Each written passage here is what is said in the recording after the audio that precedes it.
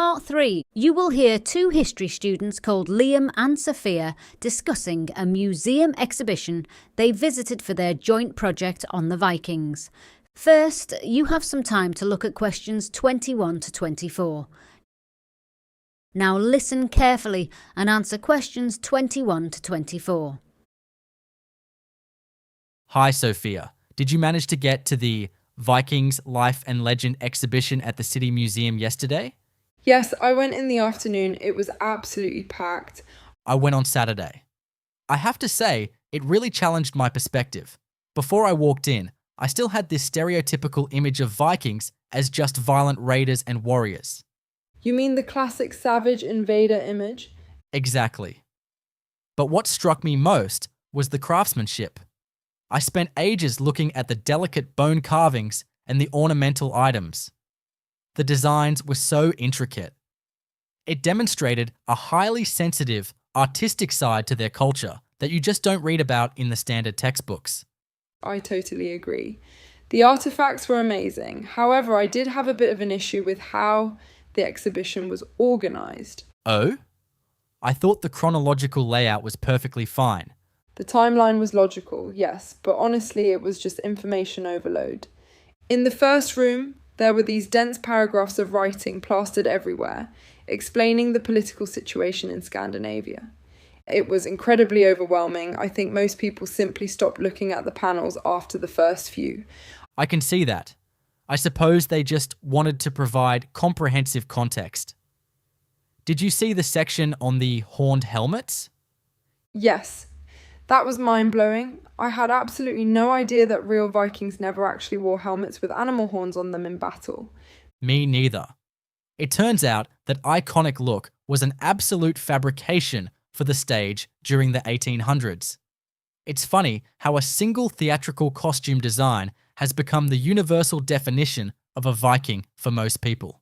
Absolutely. So, for our joint project, do you think we should focus on their military conquests? To be honest, I think the military raids on England have been done to death by other students. Based on what we saw at the exhibition, I think we should focus entirely on their trade networks. You mean how they established routes as far as Turkey and North America? Exactly. The museum had silver coins from Baghdad that were excavated from a Viking grave in Sweden. That proves they were incredibly successful global businessmen, not just brutal pirates. That's a much stronger and more original angle. Let's definitely do that. Before you hear the rest of the discussion, you have some time to look at questions 25 to 30. Now listen and answer questions 25 to 30.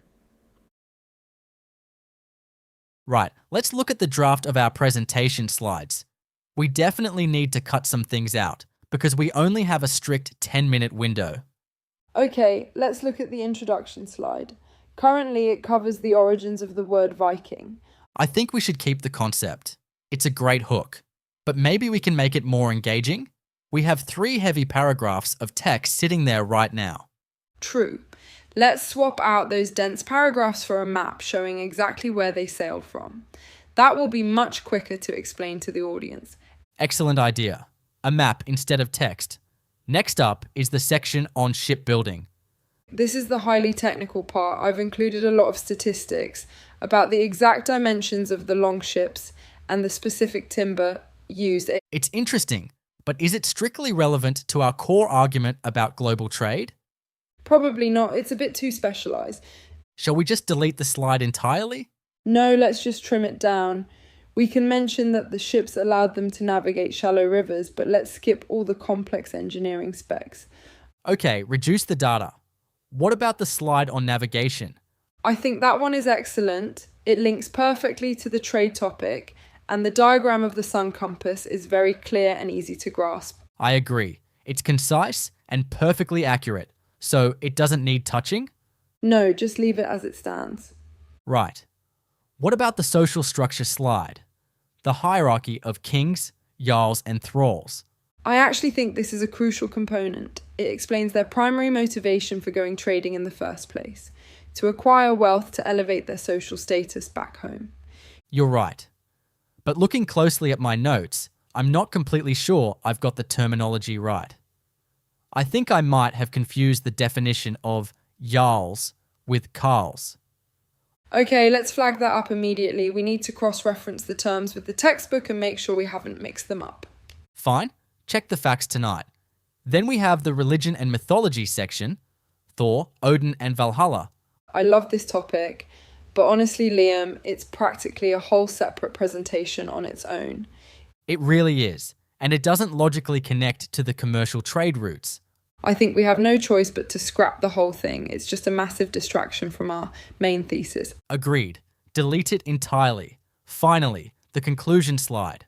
At the moment, it just summarises our main 3 points. That's a bit dry to finish on. We should end with something a bit more memorable.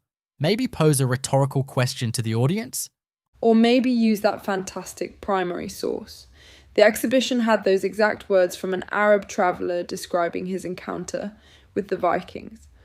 Oh, the one describing them as being tall as palm trees? Yes.